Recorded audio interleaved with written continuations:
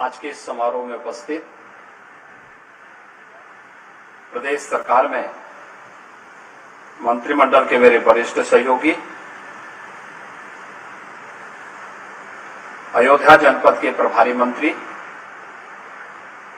श्री सूर्य प्रताप शाही जी, प्रदेश के सूक्ष्म लघु मध्यम उद्यम विभाग के मंत्री श्री राकेश सचान जी,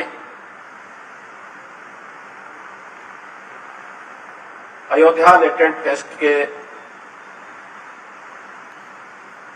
संयोजक श्री यतेंद्र मिश्र जी, उत्तर प्रदेश सरकार के सलाहकार श्री अवनीश अवस्थी जी,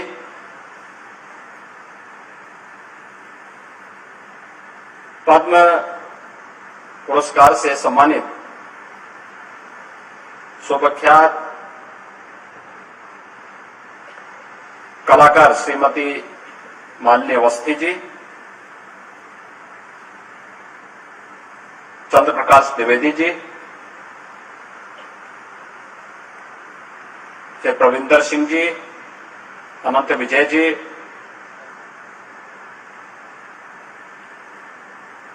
पूज्य संत आचार्य मिथिलेश नंदनी शरण जी,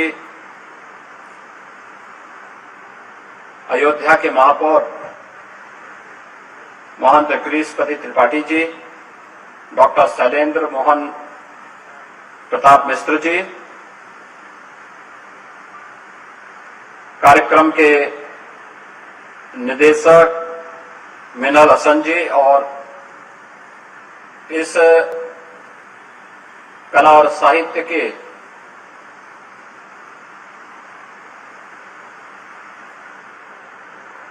मिनी कुंभ में उपस्थित सभी बहनों और भाइयों,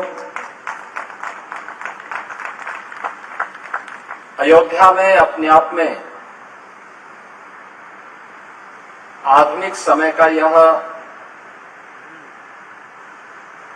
एक नया फेस्टिवल प्रारंभ करने के लिए यतेंद्र मिश्र जी को और उनकी पूरी टीम का मैं अभिनंदन करता हूं और आप सबका मैं स्वागत करता हूं।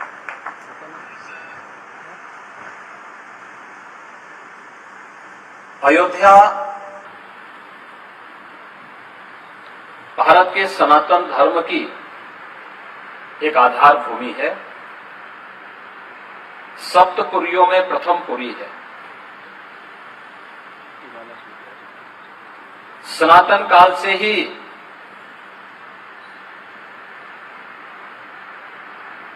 सनातन धर्म की प्रेरणा स्थली रही है। भगवान ऋषभ देव से चली परंपरा, जिसे भगवान मनु ने न केवल पूरी पृथ्वी में मनुष्यों के रहने की व्यवस्था का संचालन कैसे होना चाहिए, जिसे आप मानव धर्म कह सकते हैं, उसकी शुरुआती भूमि यही अयोध्या है। और इसी अयोध्या में सूर्यवंश की परंपरा में श्री हरि विष्णु के एक अवतार के रूप में मानवीय मर्यादा और आदर्श के जो सर्वोत्तम स्वरूप है वह है प्रभु श्री राम। प्रभु श्री राम की इस पावन धरा भूमि पर आयोजित यह सम्मेलन अपने आप में अद्भुत है। मैं इसे अद्भुत इसलिए कहूंगा कि इतने वर्षों तक अयोध्या क्यों मौन रही, जबकि यह एक सत्य है कि जिसने राम पर लिखा वह महान हुआ।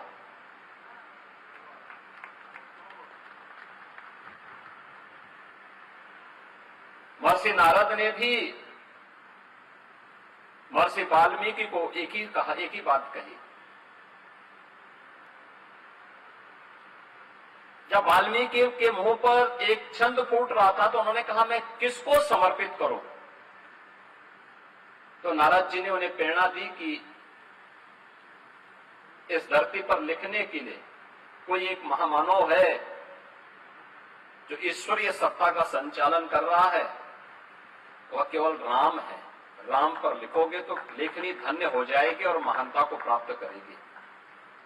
व्यावहारिक संस्कृति का दुनिया का पहला महाकाव्य रामायण बन गई। और याद करिए, वह आधार भूमि बनती है साहित्य की।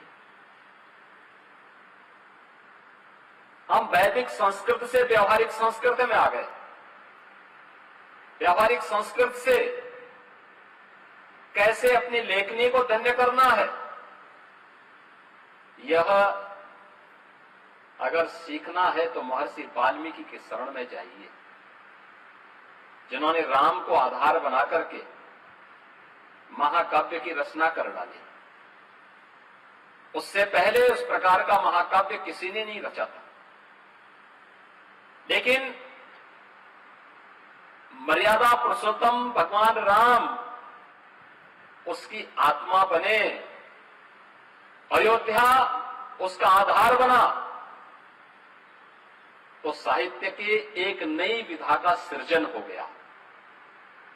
साहित्य की जिस नई विधा का सृजन होता है, वह कालांतर में आपने फिर देखा होगा, पुराणों की परंपरा में वही व्यावहारिक संस्कृत अपनाई जाती रही और फिर यह आम जन के लिए इतनी लोकप्रिय हुई कि केवल भारत की ही नहीं बल्कि दुनिया की कोई ऐसी भाषा नहीं जिसमें रामायण या रामचरितमानस किसी न किसी रूप में लोगों की हृदय को न छू रही हो। आज भी आप देखते होंगे, हम लोगों ने 2017 में जब अयोध्या में दीपोत्सव के आयोजन को आगे बढ़ाया था, हमारे मन में एक ही बात थी और वो बात यही थी कि कैसे भी हो अयोध्या को उसकी पहचान मिलनी चाहिए। कैसे भी हो अयोध्या को उसकी पहचान मिलनी चाहिए, अयोध्या को वो सम्मान मिलना चाहिए जिसका वो हकदार होना चाहिए। एक द्वंद्व था जब अयोध्या में पहली बार आने की बात हुई। यद्यपि मेरी 3 पीढ़ियां श्री राम जन्मभूमि आंदोलन के लिए समर्पित थी, मुझे कोई समस्या नहीं थी, लेकिन शासकीय व्यवस्था जिस नौकरशाही से जकड़ी होती है, उस नौकरशाही में एक बड़ा वर्ग ऐसा था जो कहता था कि मुख्यमंत्री के रूप में अयोध्या जाने से विवाद खड़ा होगा। हमने कहा विवाद खड़ा होता तो होने दीजिए, लेकिन अयोध्या के बारे में कुछ सोचने की आवश्यकता है। फिर एक वर्ग ऐसा था जिसने कहा कि आप जाएंगे फिर राम मंदिर की बात होगी। तो मैंने कहा कौन, हम सत्ता के लिए आए हैं, राम मंदिर के लिए सत्ता भी गंवानी पड़ेगी तो कोई समस्या नहीं होनी चाहिए। और हम लोग उस समय फिर इस कार्यक्रम के साथ जुड़े। मैंने से 1938 से कहा, मैंने कहा एक बार चुपचाप जाकर के देखो दीपोत्सव का कार्यक्रम कैसे हो सकता है। और वे यहाँ आए, उन्होंने यहाँ सर्वे किया, उन्होंने कहा दीपोत्सव का आयोजन होना चाहिए। मैंने कहा मैं जाऊंगा, दीपोत्सव करते करते बीच में फिर राम मंदिर की बात उठेगी तो इसको क्या करेंगे। उन्होंने कहा नहीं, कार्यक्रम हो इसके बारे में हम सबसे बात करते हैं, सबका सकारात्मक भाव है। और आज आप देख रहे होंगे दीपावली के एक दिन पहले अयोध्या का दीपोत्सव अयोध्या का एक फेस्टिवल बन गया, एक पर्व बन गया है। लाखों की संख्या में श्रद्धालु आते हैं और मैं मानता हूं यह शुरुआत थी अयोध्या में राम जन्मभूमि बनने की शुरुआत थी, राम जन्मभूमि की आधारशिला रखने की एक शुरुआत थी। अभी मैं जन्मभूमि दर्शन करके आ रहा हूं। मैं गत वर्ष अयोध्या में आए हुए श्रद्धालुओं की संख्या को देख रहा था और मैंने 2015-16 में भी कितने श्रद्धालु यहां आए, 16-17 में कितने आए, और आंकड़ों को भी देख रहा था। एक समय था जब पूरे वर्ष भर में केवल 2,34,000 श्रद्धालु यहां पर आए थे 16-17 में। और मैं गत वर्ष के आंकड़े देख रहा था, गत वर्ष अयोध्या धाम में श्रद्धालुओं की संख्या आई थी 16 करोड़। आप अनुमान करिए, क्या 2,34,000 और 16 करोड़ में कोई अंतर ही नहीं है? अभी आप देख रहे होंगे लाखों लोग अयोध्या में आज भी दर्शनार्थ आए थे। लोग चाहते थे, लेकिन लीडरशिप का अभाव था, लोग उसको आगे नहीं बढ़ने देना चाहते थे, सही जानकारी और सही तथ्यों को सामने नहीं आने देना चाहते थे। लेकिन हम सब आभारी हैं प्रधानमंत्री मोदी जी के, जिन्होंने विरासत और विकास को एक साथ जोड़ करके भारत की परंपरा को उस गौरव के साथ आगे बढ़ने के लिए प्रेरित किया। और मुझे लगता है कि आज के दिन पर वह लेखनी का आधार बनना चाहिए, क्योंकि जो लेखनी आज होगी वह आने वाली पीढ़ी के लिए धरोहर बनेगी, आने वाली पीढ़ी के लिए एक प्रेरणा बनेगी। कैसे भारत का नेतृत्व बदलने के साथ ही भारत एक नए भारत के बारे में सोचने लग गया, एक भारत श्रेष्ठ भारत के बारे में सोचने लग गया। एक समय था जब भारत का वासी अपने आप को भारतीय कहने में थोड़ा संकोच करने लग गया था। उत्तर प्रदेश का वासी अपनी पहचान को छुपाता था। ज्यादा समय नहीं, 1 दशक पहले की स्थिति थी, पर आज क्या परिवर्तन आया है?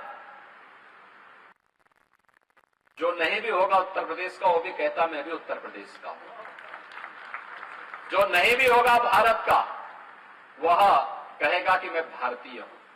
और मैं सच कहूं, दुनिया में ये स्थिति है। मुझे एक बार यूरोप में जाने का अवसर प्राप्त हुआ। मैं ऐसे निकला घूमने के लिए, एक टैक्सी पकड़ी। मैंने उससे पूछा, मैंने कहा भाई, मुझे टैक्सी वाला भारत ऐसा लग रहा था जैसे भारतीय हो। तो मैंने उससे पूछा कहां के रहने वाले हो? उसने कहा पंजाब। फिर मैंने कहा पंजाब कहां से? और थोड़ा चिटका। मैंने कहा पंजाब का बोल रहा, कोई बोल अमृतसर का बोलेगा, लुधियाना का बोलेगा, या किसी पंजाब के किसी कस्बे का बोल देगा। मैंने कहा क्यों, पंजाब से चुप क्यों गए? कहा सब पाकिस्तान का रहने वालों, पाकिस्तान वाले पंजाब से। तो मैंने कहा तुमने इंडिया क्यों कहा? तुमने भारतीय क्यों कहा? उसने कहा साहब, भारतीय कहने पर हम लोग सेफ रहते हैं, अगर हम पाकिस्तान का बोलते हैं तो पता नहीं क्या हो जाए। यह स्थिति आज दुनिया के अंदर है। भारत के प्रति सम्मान का भाव है, लेकिन जिन्होंने दुनिया को आतंकवाद दिया, उनके प्रति उतनी ही नफरत का भाव दुनिया के मन में भी है। और इसीलिए अयोध्या यह लेखनी का भी एक आधार है, साहित्य की आधार भूमि भी है। कौन सी ऐसी भाषा है भारत की या दुनिया की जिसने वाल्मीकि रामायण को आधार बना करके वहां की शैली में रामायण रचा हो? दीपोत्सव के अवसर पर जब दुनिया के तमाम देशों की रामलीलाएं यहां आती है, आप देखते होंगे, भले ही उनकी लोकल कला के अनुरूप उन्होंने उस मंचन को किया हो, लेकिन भाव सबका एक है, और वह वही है जो हमारे यहाँ के रामलीला, जिसकी शुरुआत संत तुलसीदास जी ने मध्यकाल में की थी, जिसकी आधारशिला त्रेता में ही महर्षि वाल्मीकि ने रख दी थी, उसी को आधार, वही आधार बनकर के आगे बढ़ी। और लेखनी की शैली क्या हो यह लेखक पे निर्भर करता है, लेकिन आधार क्या हो, यह तो रामचरितमानस को लिखते समय तुलसीदास जी को भगवान शिव की प्रेरणा और हनुमान जी की प्रेरणा से प्राप्त हो गई थी कि लोकल भाषा में रचो, भगवान राम की भाषा में रचो, तो ये और भी ख्याति प्राप्त हो गई। और रामचरितमानस को उन्होंने अवधि में ही रिश्ता डाला। कौन ऐसा परिवार है उत्तर भारत का जिसमें रामचरितमानस में सुंदरकांड का पाठ उसके घर में न होता हो। कोई भी मांगलिक कार्यक्रम होता है, लोग अपने घर में सुंदरकांड का पाठ करते हैं, लोग अपने घर में अखंड रामायण का पाठ करना प्रारंभ कर देते हैं। हर सनातन धर्मावलंबी इसके पीछे जाता है और इसीलिए अयोध्या में कला और साहित्य से जुड़े हुए इस महोत्सव का शुभारंभ ये वास्तव में यहीं से इसकी शुरुआत होनी चाहिए थी, लेकिन हम पिछड़ गए। यतीन्द्र जी ने इसको फिर से प्रारंभ किया है, इसको और अच्छे ढंग से आगे बढ़ाने की आवश्यकता है और रामायण महोत्सव के साथ इसको जोड़ करके और भी अच्छे ढंग से अगर हम आगे बढ़ाएंगे तो मैं विश्वास के साथ कह सकता हूं कि साहित्य यह समाज का दर्पण तो होता ही है, यह समाज के सृजन का आधार भी बनता है। समाज अगर सृजित होगा तो वह एक सकारात्मक दिशा में आगे बढ़ेगा। अच्छी लेखनी, कालजयी लेखनी को पुनर्जीवित किए जाने की आवश्यकता है। आज के समय में चुनौती है क्योंकि पढ़ने लिखने की परंपरा बाधित हुई है। डिजिटल मीडिया ने, सोशल मीडिया ने अनेक बैरियर खड़े किए हैं, लेकिन इन बैरियर को पार करते हुए भी अगर हम कोई रास्ता फिर से बना सकें और कोई कालजयी रचना के सृजन का मार्ग इस प्रकार के लिटरेचर फेस्टिवल के माध्यम से आगे बढ़ा सकेंगे तो निश्चित ही साहित्य के लिए भी, समाज के लिए भी वह अत्यंत उपयोगी साबित होगा। मैं एक बार फिर से अयोध्या लिट फेस्टिवल के लिए यतीन्द्र मिश्र जी को और उनकी पूरी टीम को वैसे धन्यवाद देते हुए इसके प्रति अपनी शुभकामनाएं देता हूं। धन्यवाद। जय हिंद।